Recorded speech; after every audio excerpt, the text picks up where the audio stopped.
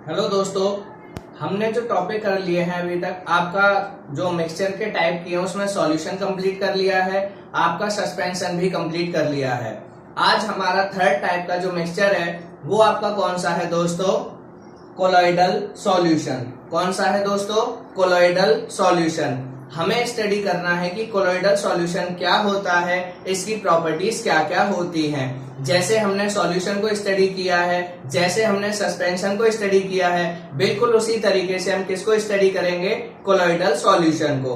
तो आइए इसकी डेफिनेशन को भी हम क्या करते हैं, डिस्कस कर लेते हैं, फिर इसकी प्रॉपर्टीज के अंदर चलते हैं। ठीक है, देखेंगे कि इसकी प्रॉपर्टीज क्या होती हैं, कैसे इसके कैरेक्टर होते हैं, क्या क्या कंपोनेंट्स होते हैं, जो भी इसके बारे में इंट्रोडक्शन है आपकी सिलेबस में, आपकी बुक में, वो सारी चीजें हम डिटेल में स्टडी करते हैं। तो सबसे पहले definition, colloidal solutions are heterogeneous mixture. पहला पॉइंट आपको पता चल गया कि कोलॉइडल सॉल्यूशन कैसे मिक्सचर होते हैं? हेट्रोजीनियस। हेट्रोजीनियस वर्ड आते ही दिमाग में चार चीजें आनी चाहिए, वही जो चार आपको बताई थी। Separate layer, particle seen by naked eyes, and उसके बाद क्या होगा आपका? यूनिफॉर्म डिस्ट्रीब्यूशन नहीं होगा और इनको फिल्ट्रेशन से अलग नहीं कर सकते। बट अब मैं आपको कमाल की बात बताऊंगा, जब इसके एग्जाम्पल पे हम जाएंगे तो आपको काफी सारे कॉन्ट्राडिक्ट मिलेंगे, कई सारे आपको कॉन्ट्राडिक्शंस मिलेंगे। ठीक है, तो मैं वही पॉइंट आपको अच्छे से समझाने की कोशिश करूंगा कि क्या इसमें पॉइंट्स है, कैसे हैं। तो आंसर क्या है, या पहला पॉइंट क्या है? जो आपको डेफिनेशन लिखनी है इसलिए मैंने सिंपल बताया है, बाकी आपको प्रॉपर्टीज, जैसे जो आपकी प्रॉपर्टीज हैं उनसे आप इनकी डेफिनेशन बना सकते हैं। जैसे सॉल्यूशन में आपने 5 पॉइंट पढ़े, क्या? होमोजीनियस मिक्सचर होता है, सेपरेट लेयर नहीं बनती, ठीक है, पार्टिकल्स को आप क्लियरली आंखों से नहीं देख पाते, वो लाइट को स्कैटर नहीं कर पाते, इनको फिल्ट्रेशन से अलग। तो अगर आप इन पांचों पॉइंट को जोड़ देंगे तो डेफिनेशन बन जाएगी। इसी तरीके से इसमें भी हम स्टडी करेंगे पॉइंट्स, वो आपको पढ़ने हैं। बट अभी समझिए जरा, कोलॉइडल सॉल्यूशन एक्चुअल में क्या होते हैं दोस्तों? हेट्रोजीनियस मिक्सचर होते हैं। क्लियर? अभी इस पे मैं जस्टिफिकेशन दूंगा कैसे। Particles of a colloidal solution are uniformly spread throughout the solution. अब इसने क्या बोला है कि जो आपके कोलॉइडल सॉल्यूशन के पार्टिकल्स होते हैं वो पूरे सॉल्यूशन में सेम रेशियो में, सेम तरीके से डिस्ट्रीब्यूटेड होते हैं। ठीक है, जैसे ही आप इस पॉइंट को पढ़ेंगे तो आपके मन में क्या आएगा? थोड़े से क्वेश्चंस आने अब शुरू हो जाएंगे।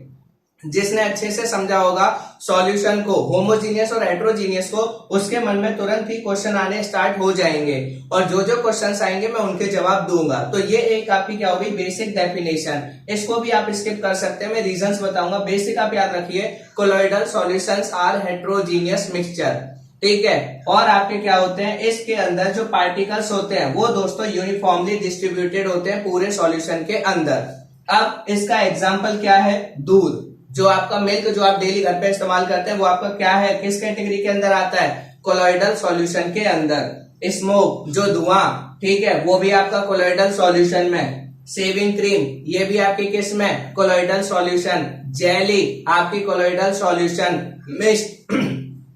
मिस्ट या फॉग जो बनती है, ठीक है, फॉग जो है आपका धुंध, वो भी आपकी क्या होती है? Colloidal solution. तो इसके बहुत सारे एग्जांपल है, आपको एग्जांपल्स की कमी नहीं है, बट आपको ये अच्छे से समझना होगा डिटेल में। तो आइए इसके पॉइंट्स पे चलते हैं, होता क्या है।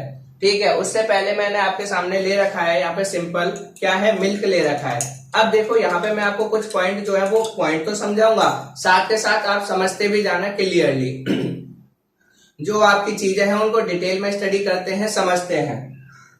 कोलॉइडल सॉल्यूशन में मैंने पहला पॉइंट पढ़ा है कि हेट्रोजीनियस मिक्सचर होता है। हेट्रोजीनियस का मतलब कि यहाँ पे अलग अलग लेयर बननी चाहिए, पर यार मुझे तो मिल्क में कोई अलग अलग लेयर बनती हुई दिखाई नहीं दे रही, ये तो गड़बड़ हो गई, ये कहाँ हेट्रोजीनियस? चलो कोई नहीं, एक पॉइंट छोड़ देते हैं। दूसरा कि इसमें पार्टिकल मुझे दिखाई देने चाहिए, तो इसमें तो पार्टिकल भी मुझे दिखाई नहीं दे रहे, दूसरी प्रॉब्लम।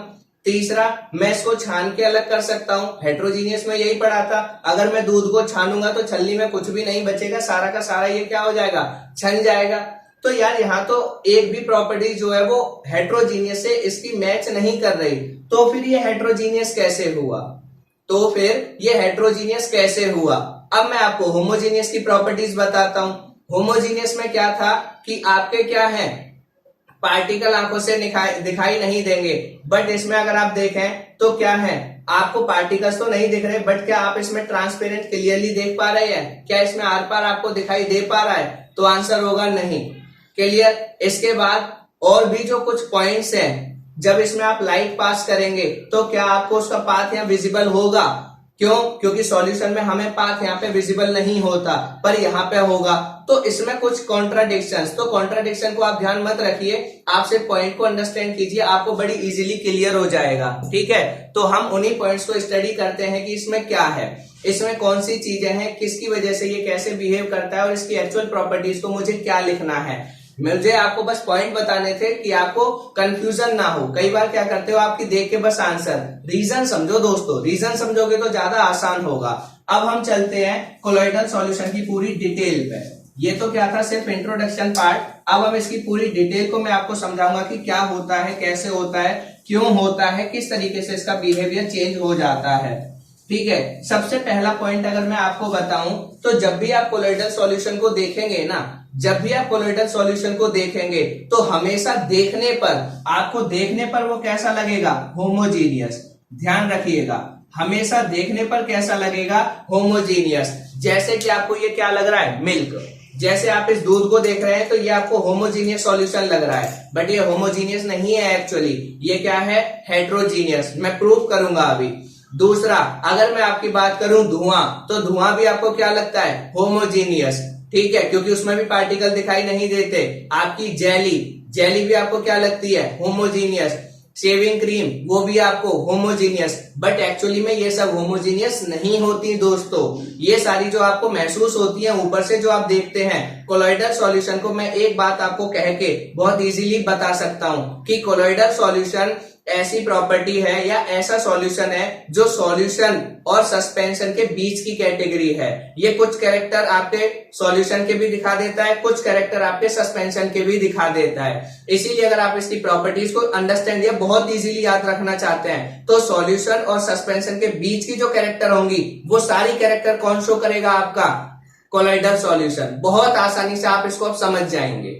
क्लियर। कोलॉइडल सॉल्यूशन आपका ऐसा सॉल्यूशन है जो आपकी सॉल्यूशन और आपकी सस्पेंशन के बीच के कैरेक्टर को रिप्रेजेंट करता है।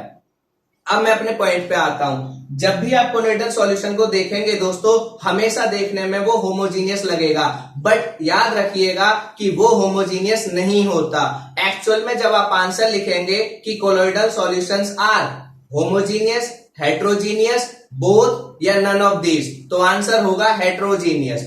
आपके लेवल पे आंसर आप हेट्रोजीनियस लगाएंगे क्योंकि एनसीईआरटी में यही लिखा हुआ है। क्लियर।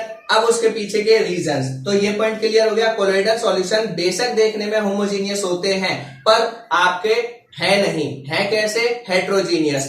एक बात और कमाल की बात, दूसरा पॉइंट जो है यहाँ पे, तो ये आपको क्लियर हो गया, होमोजीनियस नहीं होते, एक्चुअली में क्या होते हैं, हेटेरोजीनियस।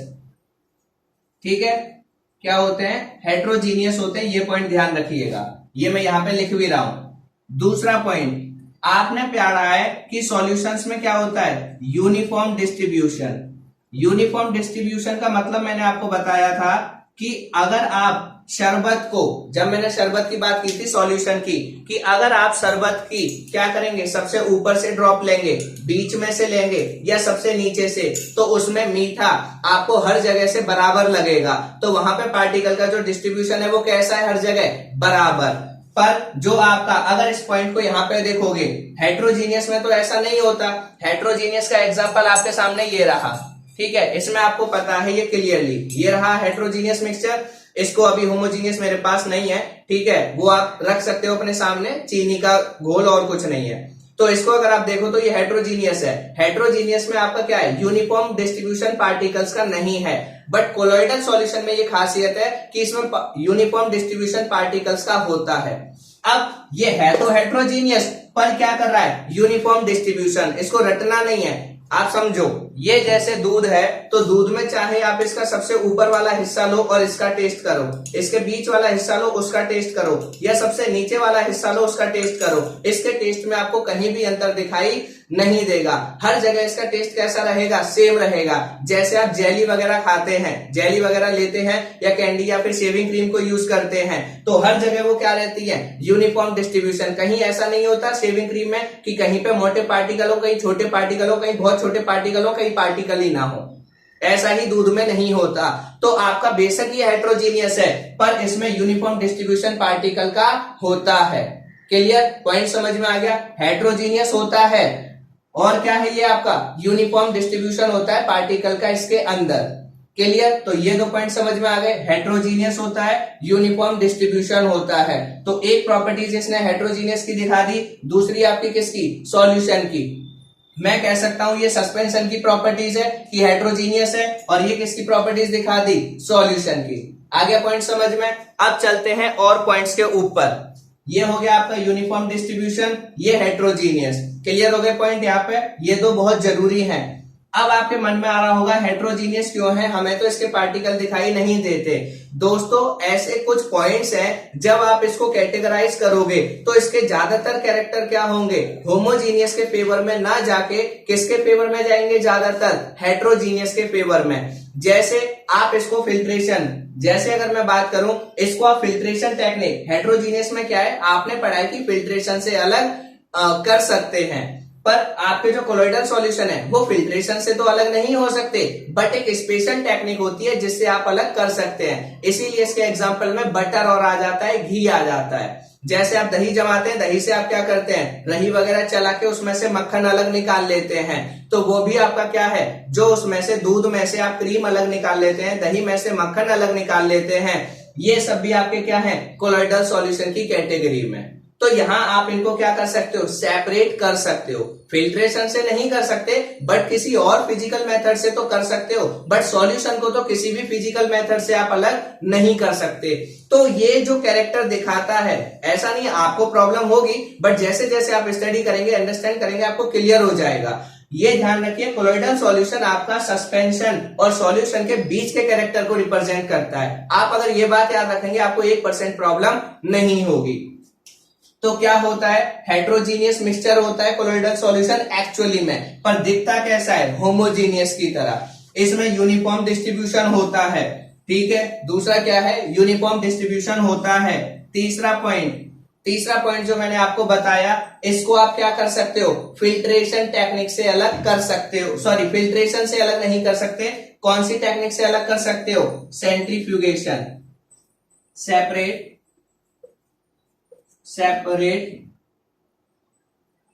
Bye centrifugation.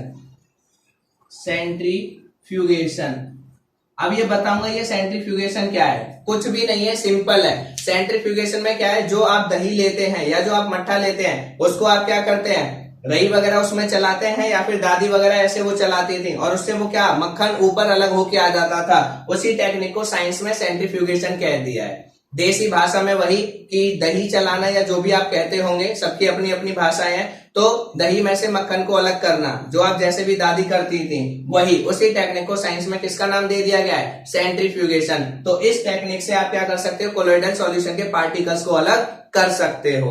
मतलब होमोजीनियस में तो पार्टिकल अलग नहीं हो सकते, बट हेट्रोजीनियस में होते हैं। तो देखो इसने ये कैरेक्टर इसका दिखा दिया। इसीलिए मैं बार बार कह रहा हूं कि ये होमोजीनियस जो आपका क्या होता है, कोलोइडल सॉल्यूशन, ये सॉल्यूशन और सस्पेंशन के बीच के कैरेक्टर को रिप्रेजेंट करता है, कुछ सस्पेंशन के, कुछ सॉल्यूशन के, ठीक है। इसलिए आपको इसको अच्छे से अंडरस्टैंड करना है, समझना है। तो हेट्रोजीनियस होता है, यूनिफॉर्म डिस्ट्रीब्यूशन होता है पार्टिकल्स का, सेपरेट कर सकते हैं, कौन सी प्रोसेस से, सेंट्रीफ्यूगेशन प्रोसेस से। उसके बाद एक और कमाल की बात, अब देखो फिर से सॉल्यूशन के कैरेक्टर कैसे दिखाएगा। सॉल्यूशन क्या होता था, उसको आप हिलाओ डुलाओ कुछ भी करो और रख दो, तो क्या उसमें पार्टिकल अलग अलग हो जाते थे, नहीं। इसीलिए मैं उनको क्या बोलता था, स्टेबल। बट आपके सस्पेंशन को क्या है, जैसे ही मैंने सस्पेंशन को हिलाया, इसके पार्टिकल देखो ये क्या है, अपनी पोजीशन को छोड़ के इसमें आ गए, फिर ये क्या हो जाएंगे, सेटल हो जाएंगे। जैसे ही मैं रख दूंगा, तो इसको मैं अनस्टेबल बोला था। इसी तरीके से ये जो आपका है दूध, इसको आप कितना ही हिलाइए डुलाइए कुछ भी कीजिए, इसको आप रख दीजिए, तो आपको पार्टिकल नीचे बैठे हुए दिखाई नहीं देते, कभी भी वो नीचे नहीं बैठेंगे, जैसा है वैसा का वैसा ही रहेगा। तो ये आपका कौन सी कैटेगरी में पहुंच गया कैरेक्टर, सॉल्यूशन वाली में। ये कौन सी कैटेगरी में? सॉल्यूशन। तो इसके पार्टिकल क्या होते हैं? नीचे सेटल डाउन नहीं होते, particles do not settle down. ठीक है, particles do not settle down. तो ये पॉइंट याद रखिएगा कि इसमें पार्टिकल सेटल डाउन नहीं होते। क्लियर हो गया? इसीलिए हम इसको क्या कहते हैं? ना तो स्टेबल ना अनस्टेबल, इसको कहते हैं क्वाइट स्टेबल। क्या कहते हैं दोस्तों? Quite stable. क्वाइट स्टेबल का मतलब ये तो ना तो पूरे तरीके से स्टेबल होता ना ही अनस्टेबल होता, एक बीच की कैटेगरी में रख सकते हैं, तो आपका क्या हो जाता है? Quite stable. क्लियर? ये पॉइंट आपको यहां पे समझ में आ गए होंगे बेसिकली।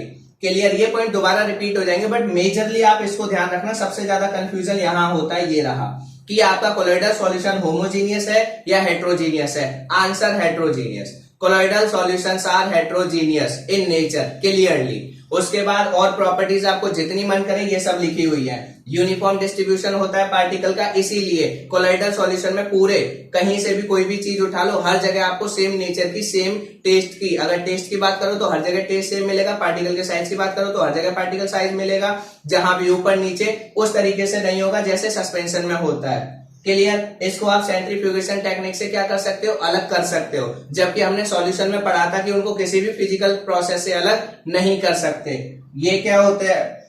सॉरी, इसके पार्टिकल क्या होते हैं? हिलाने डुलाने पे जब इसको आप डिस्टर्ब नहीं करते, कहीं एक जगह रखते हैं, तो इसके पार्टिकल नीचे नहीं बैठते, इसीलिए इनको हम क्या कहते हैं? क्वाइट स्टेबल भी कहते हैं। तो ये आपकी क्या हो गई? कोलॉइडल सॉल्यूशन की प्रॉपर्टीज जो आपको पता होनी चाहिए। अब इसमें कुछ कंसेप्ट है जो आपको मैं बताता हूं और सिखाता हूं चीजें।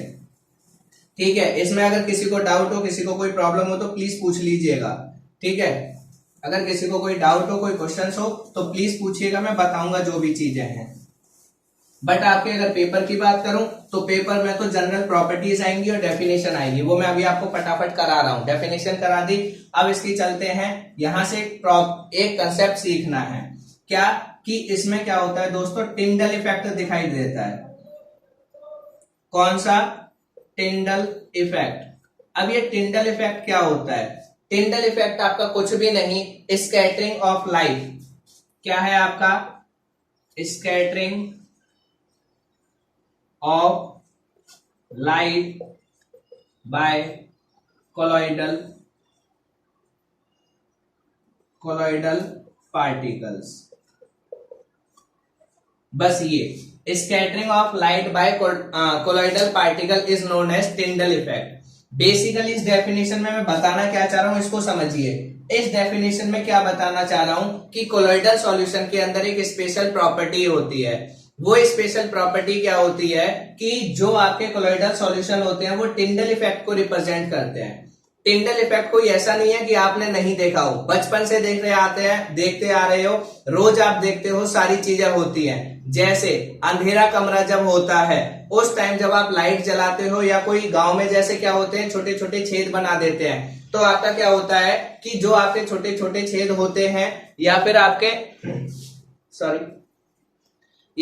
क्या होते हैं, जो अंधेरा कमरा होता है उसमें से जब एक जगह से कहीं से लाइट आ रही होती है तो उसको जो आपको दिखाई देता है, वहां पे क्या होता है कि जो लाइट आ रही होगी ये इस तरीके से फैलती जाती है और इसमें आपको धूल के कण ये सब ऐसे दिखाई देते हैं। ये सब चलते हुए छोटे छोटे पार्टिकल्स दिखाई देते हैं। इसी फिनोमिना को हम टिंडल इफेक्ट कहते हैं। अब ऐसा होता क्यों है, इसका और भी सिंपल एग्जाम्पल, क्योंकि आप सब जो है 21st सेंचुरी में है तो आपको बहुत अच्छे से पता है। क्या पता है कि आप जैसे मोबाइल लेंगे, लाइट बंद करना कमरे की, मोबाइल की लाइट जैसे ही जलाओगे, लाइट जलाने पे लाइट ऐसे जाएगी, इस तरीके से फैलती हुई जाएगी और उसके आगे आपको छोटे छोटे पार्टिकल चलते हुए दिखाई देंगे, इधर उधर मूव करते हुए।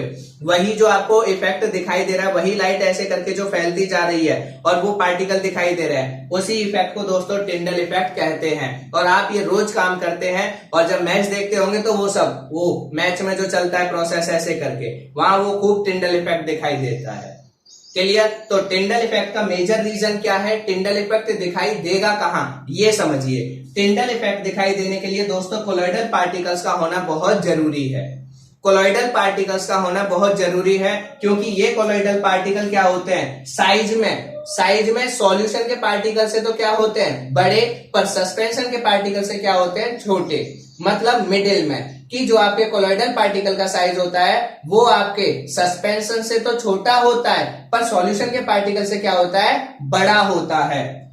तो इनके अंदर इतनी एबिलिटी होती है कि जैसे ही लाइट आएगी तो ये उसको क्या कर देंगे, फैला देंगे। और आपको पता है जितनी ज्यादा लाइट फैलेगी उतनी आपकी आंखों तक पहुंचेगी, उतना ही ज्यादा आपको कोई चीज दिखाई देगी। इसीलिए कोलॉइडल सॉल्यूशन में जब आप कोलॉइडल सॉल्यूशन लेंगे और इसके अंदर से जब आप लाइट भेजेंगे तो आपको यहाँ पे लाइट क्लियरली दिखाई देगी, क्लियरली दिखाई देगी। इसीलिए दिखाई देगी क्योंकि वो टिंडल इफेक्ट शो कर रहे हैं। क्यों शो कर रहे हैं? कोई भी चीज टिंडल इफेक्ट कब शो करेगी? वो सिर्फ जब ही शो कर सकती है टिंडल इफेक्ट जब उसके अंदर कोलॉइडल पार्टिकल होंगे। अगर कोलॉइडल पार्टिकल नहीं होंगे तो वो टिंडल इफेक्ट कभी भी शो नहीं कर सकती। तो आपको पता चल गया टिंडल इफेक्ट क्या होता है। इसके बाद दूसरा इसका एग्जाम्पल क्या है, जंगल। जो फॉरेस्ट होते हैं, जंगल वगैरह होते हैं, या जहां पे बहुत ज्यादा पेड़ होते हैं पास पास, और जब वहां सूरज की किरण आती है तो जब वो नीचे सूरज की किरण आती है तो वो ऐसे फैल जाती है, वो भी इस तरीके से फैल जाती है वहां पे, जिसको हम कहते हैं canopy.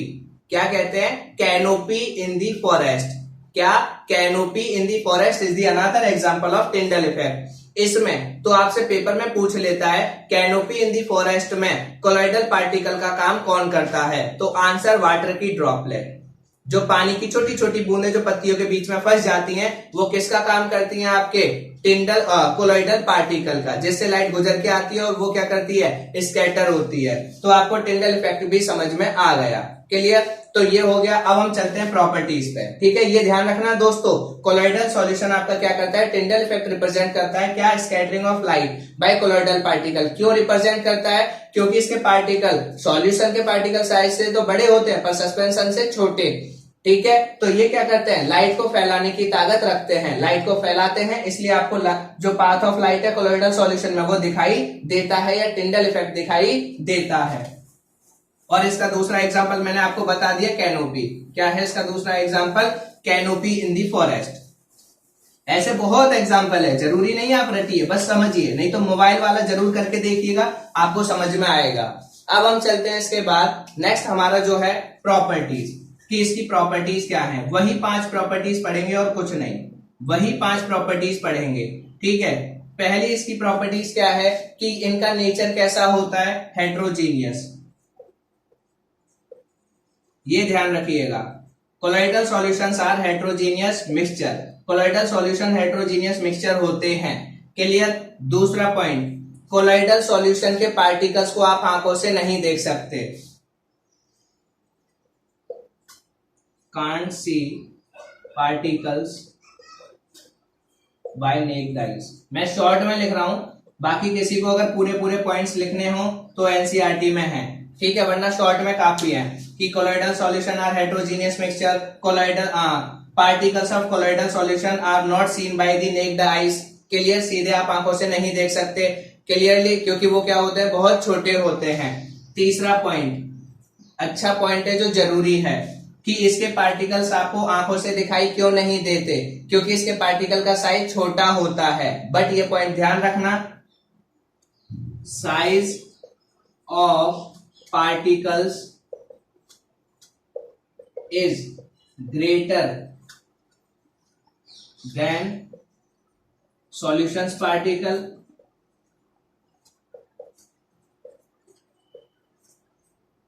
and smaller than suspension particles।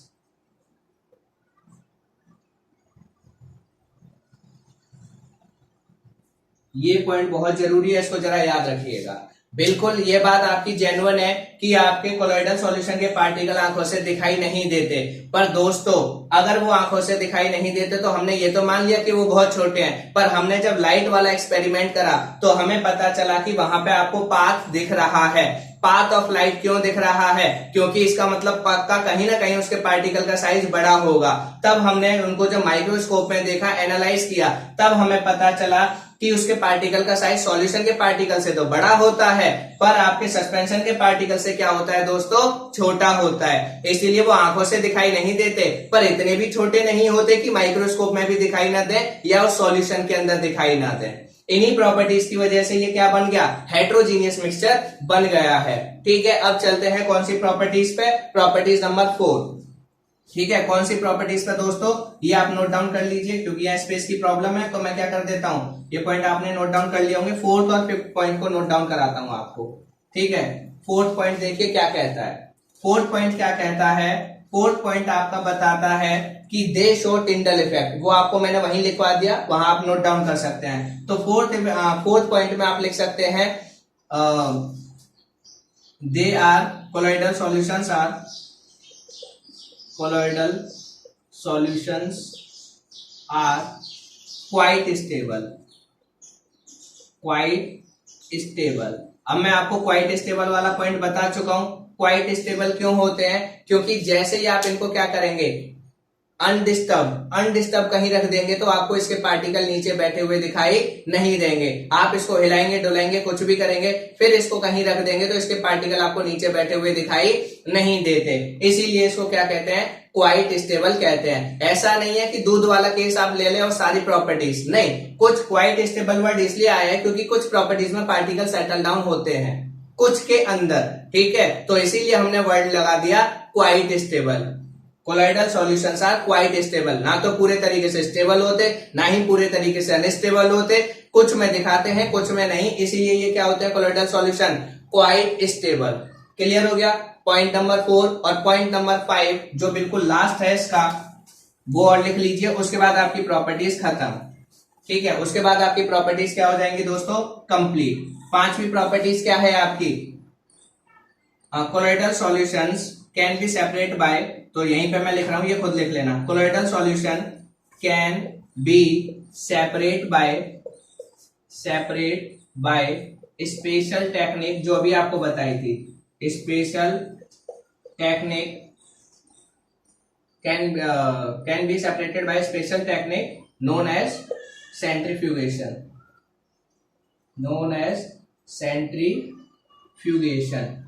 और सेंट्रीफ्यूगेशन मैंने आपको आम भाषा में बता दी, कुछ नहीं है सेंट्रीफ्यूगेशन मतलब वही रही चलाना, दही के अंदर क्या करना, रही चलाना। जब आप चलाते रहेंगे तो मट्ठा अलग बन जाएगा, मक्खन अलग आ जाएगा, तो इसमें आपने क्या किया, एक दूसरे को सेपरेट कर लिया। या फिर आप दूध में से क्या करते हैं, क्रीम अलग निकालते हैं, मलाई, ठीक है, क्रीम अलग निकालते हैं, तो वो भी आपके क्या हो जाएंगे, कौन सी प्रोसेस से, सेंट्रीफ्यूगेशन। तो ये आपकी 5 प्रॉपर्टीज है, इनको आप फिर से कंपेयर करोगे, वही पॉइंट, सॉल्यूशन क्या होते हैं आपके, होमोजीनियस, ये कैसे हैं, हेट्रोजीनियस। उसके पार्टिकल्स आपको आंखों से दिखाई नहीं देते, इसके भी पार्टिकल्स आंखों से दिखाई नहीं देते। इसके आपको क्या होता है, इसमें आपका पाथ ऑफ लाइट नहीं दिखाई देता, इसमें पाथ ऑफ लाइट दिखाई देता है। ठीक है, इसमें आप और क्या कह सकते हो कि इनके पार्टिकल का साइज 10 की पावर -9 मीटर से क्या होता है, डायमीटर में छोटा होता है। इनका सॉल्यूशन के पार्टिकल से बड़ा होता है, सस्पेंशन से क्या होते हैं, छोटे होते हैं। ये क्या होते हैं, आपके स्टेबल होते हैं, ये आपके क्वाइट स्टेबल होते हैं। इनको आप किसी भी फिल्ट्रेशन टेक्निक से अलग नहीं कर सकते, इनको आप सेंट्रीफ्यूगेशन टेक्निक से अलग कर सकते हैं। तो ये आपके पॉइंट्स हैं जो आप ऑलरेडी कर चुके हैं, इनको कंपैरिजन कर लीजिएगा। यही 5 पॉइंट है, तो आपका कोलॉइडल सॉल्यूशन की प्रॉपर्टीज भी कंप्लीट। अब आपकी लास्ट हेडिंग रह जाती है कि कोलॉइडल सॉल्यूशन बनता किससे है। क्या हेडिंग रह जाती है दोस्तों, कि कोलॉइडल सॉल्यूशन बनता किससे है, और उसके बाद हम अपनी क्लास को ओवर कर देंगे कंप्लीट। आपका ये कंप्लीट हो जाएगा पूरा। तो कोलॉइडल सॉल्यूशन को समझिए किससे बनता है। जैसे आपका क्या था, सॉल्यूशन को बनाने के लिए 2 चीजों की जरूरत थी। सॉल्यूशन को बनाने के लिए कितनी चीजों की जरूरत थी, सॉल्वेंट प्लस सॉल्यूट। कितनी चीजों की, सॉल्वेंट प्लस सॉल्यूट। इसी तरीके से कोलॉइडल सॉल्यूशन को बनाने के लिए भी, कोलॉइडल सॉल्यूशन को बनाने के लिए भी आपकी 2 चीजों की जरूरत पड़ती है। क्या, dispersion medium plus disperse phase. ये आपको ध्यान रखना है। अब मैंने ये बिल्कुल इसी के नीचे क्यों लिखे हैं, आपको रटना भी नहीं है। जैसे आपको यहां मैंने बताया था, सॉल्वेंट कौन होगा, जिसमें ज्यादा वर्ड आते हैं। सॉल्यूट मतलब जो आप कम क्वांटिटी में यूज करेंगे वो सॉल्यूट होगी, जो ज्यादा क्वांटिटी में वो क्या होगी, सॉल्वेंट। यहां भी मत रटो, डिस्पर्स और डिस्पर्जन को मत देखो, सिर्फ क्या रहा याद रखो, फेज। और किसको, मीडियम में अगर देखोगे तो 3 4 5 6 कितने वर्ड हैं, 6, और इसमें 3 2 5, कहानी खत्म। कौन ज्यादा है? Dispersion medium. तो हमेशा याद रखना, जो क्वांटिटी, जो चीज आपकी क्या होगी ज्यादा अमाउंट में, वो इसमें क्या कही जाएगी कोलोइडल सॉल्यूशन में? Dispersion medium. और जो कम अमाउंट में होगी वो हमेशा क्या होगी? Disperse phase.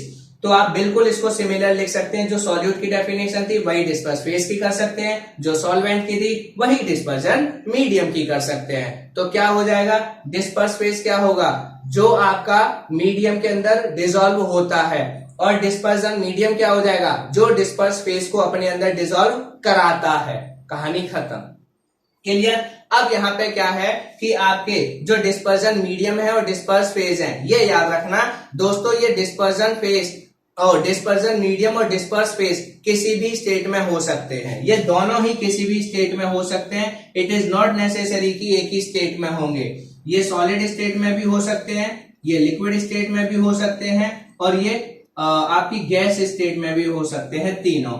इसीलिए आपके क्या बनते हैं? कोलॉइडल सॉल्यूशन के क्या होते हैं? बहुत सारे एग्जाम्पल हैं, जैसे एरोसोल किस किस का मिक्सचर है, ठीक है। इसी तरीके से आपके कई सारे एग्जाम्पल है कि सॉलिड का एग्जाम्पल, जब डिस्पर्स फेज और डिस्पर्जन मीडियम सॉलिड हो, जब ये सॉलिड लिक्विड हो, ये सॉलिड हो, ये लिक्विड हो, दोनों लिक्विड हो, दोनों गैस हो। तो इस तरीके से आपका एक पूरा चार्ट बना हुआ है जिसमें डिफरेंट टाइप के डिस्पर्जन फेज और डिस्पर्जन मीडियम में आपके कौन सी प्रिपरेशन, कौन सा कोलॉइडल सॉल्यूशन बनेगा, उसे किस नाम से जानेंगे और उसके एग्जाम्पल क्या हैं। बोर्ड पे स्पेस कम है, ठीक है, इसलिए वो आप एनसीईआरटी से देख लीजिएगा, पूरी टेबल बनी हुई है। वो अगर आप याद कर लेंगे तो बहुत बहुत अच्छी बात है, क्योंकि वहां से कंपटीशन में भी क्वेश्चन बनता है और आपके लेवल पे 1 मार्क्स का क्वेश्चन टीचर बना के दे देता है, या उसको पेपर टफ बनाना है तो 3 मार्क्स में दे देगा।